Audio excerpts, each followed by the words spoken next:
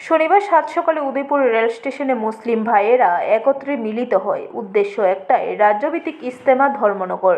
ত্রিপুরা রাজ্যের প্রত্যেক বছর 3 দিনের ইজতেমা হয়ে থাকে রাজ্যের বিভিন্ন জায়গায়, কিন্তু 2025 সালে 11, 12, 13 তারিখে যে ইজতেমা অনুষ্ঠিত হয় মুসলিম ভাইদের উদ্দেশ্যে, সেটা হলো ধর্মনগর। ত্রিপুরা রাজ্যের সকল জায়গা থেকে মুসলিম ভাইয়েরা একত্রে মিলিত হবে ধর্মনগর ইজতেমা গিয়ে। সেখানে লক্ষাধিকের উপরে মুসলিম সম্প্রদায়ের ভাইয়েরা মিলিত হয়ে দিনে দাওয়াতের কথাবার্তা শুনবেন বড় বড় আলেম ওলামাদের কাছ থেকে। 2025 সালের 11 জানুয়ারি সকাল 7:15 উদয়পুর রেল স্টেশনে উদয়পুর মহকুমা, অমরপুর, নতুন বাজার সহ প্রায় 30,000-এরও বেশি মুসলিম ভাইয়েরা যোগ দিতে যান।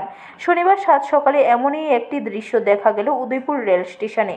তার মধ্যেও একটা অন্যতম আকর্ষণ হলো মসজিদ কমিটি এবং মহালয়াবাসীর পক্ষ থেকে প্রায় 20,000 পানীয় জলের ব্যবস্থা করা হয় এই ইজতেমা দূরদূরান্ত থেকে আসা ভাইদের পানীয় জলের পিপাসা মেটানোর জন্য।